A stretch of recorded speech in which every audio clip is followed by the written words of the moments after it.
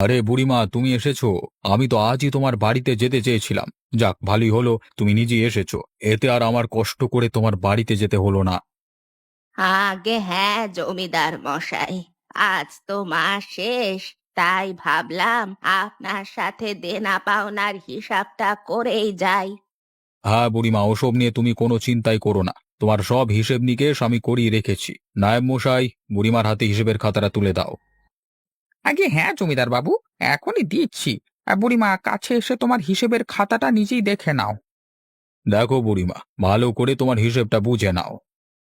জমিদার বাবু, এখানে সব হিসাব তো ঠিকই আছে। এখন আমার একটা কথা হলো, ওই যে আপনাকে 3টে বাড়ি বিক্রির কথা বলেছিলাম, সেটা কি মনে আছে?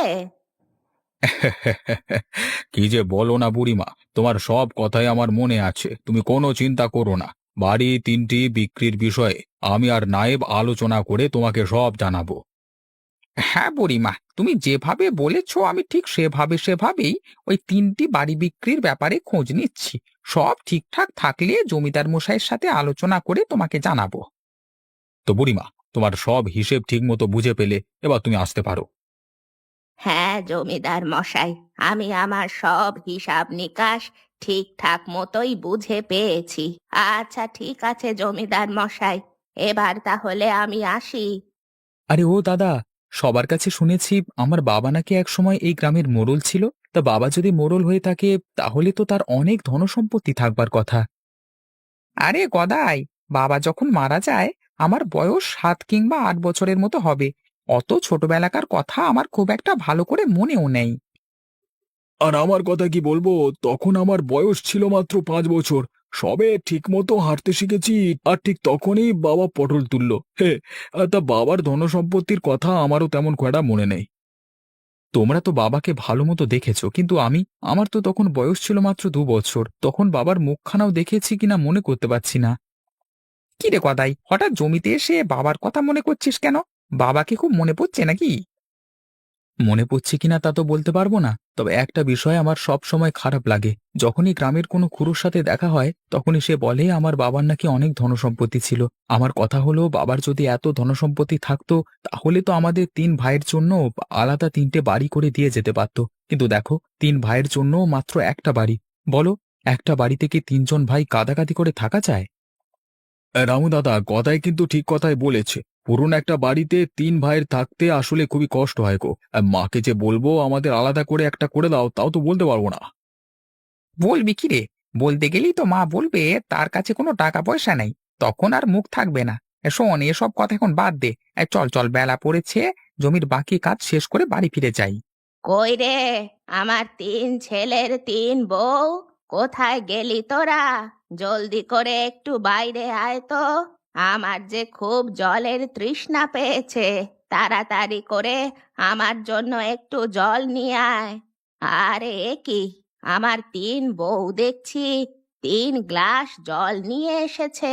দাও, আমাকে একটু জল দাও। হেঁটে হেঁটে আসতে আসতে আমার যে গলাটা একেবারে শুকিয়ে গেছে। মা, এই নিন, আমি আপনার জন্য নিয়ে এসেছি একেবারে ঠান্ডা জল। আপনি তো গরমের ভিতর হেঁটে হেঁটে এসে একেবারে হয়রান হয়ে গেছেন।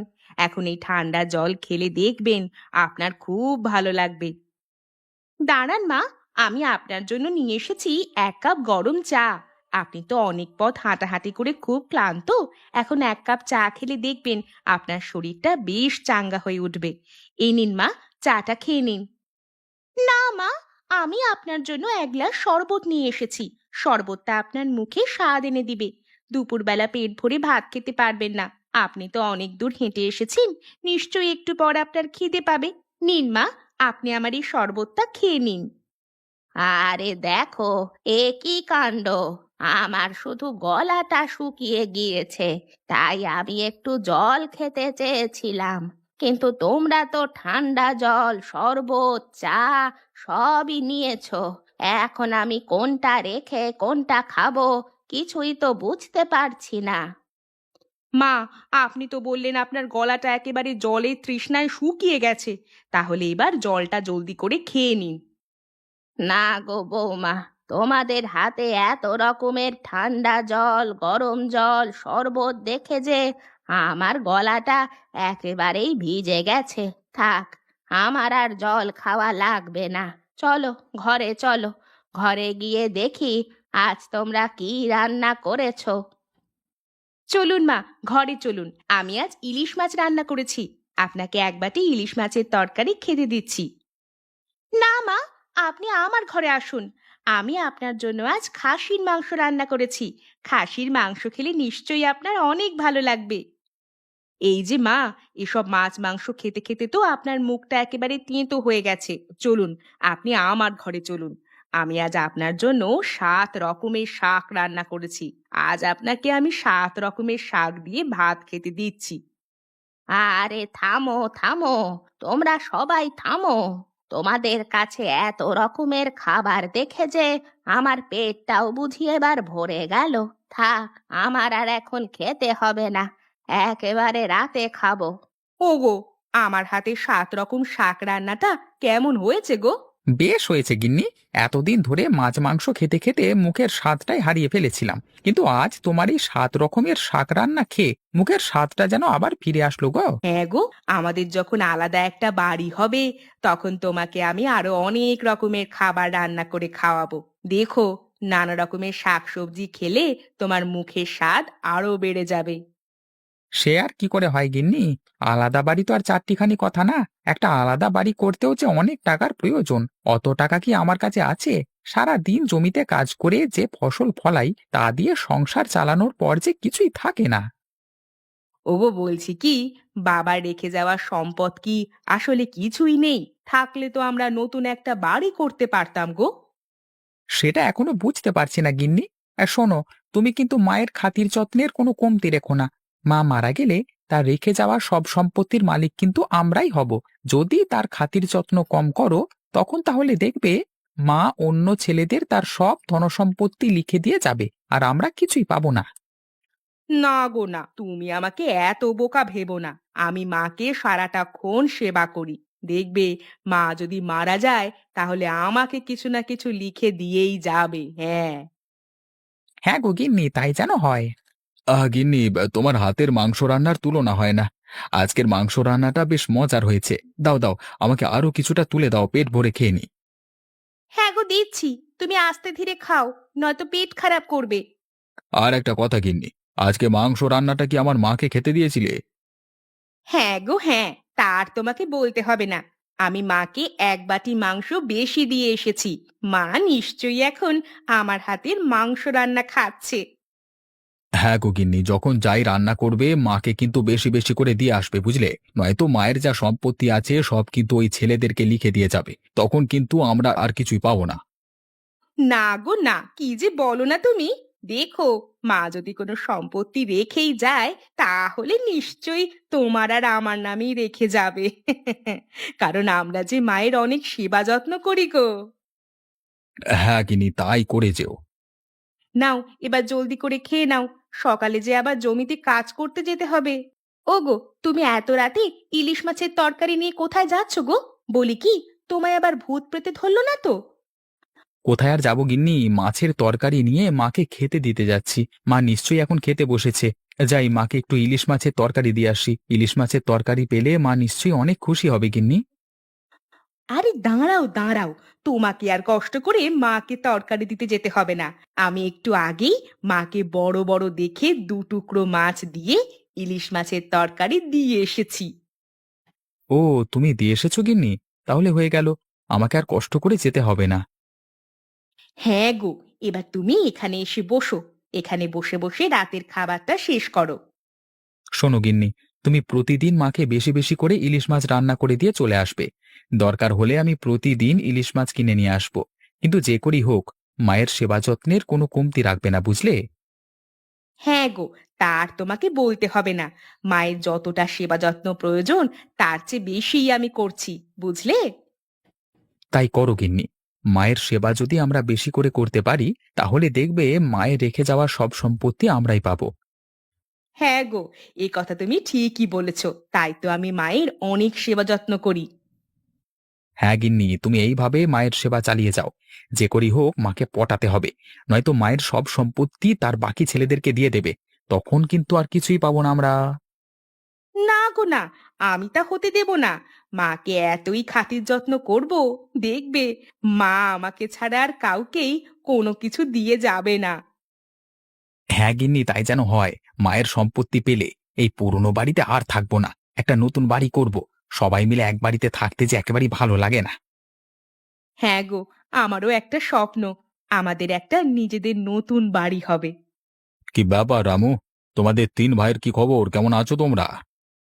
কি আর বলবো জমিদার মশাই, তিন ভাইয়ের একটা মাত্র বাড়ি, সেই বাড়িতে কি আর ভালো মতো থাকা যায়?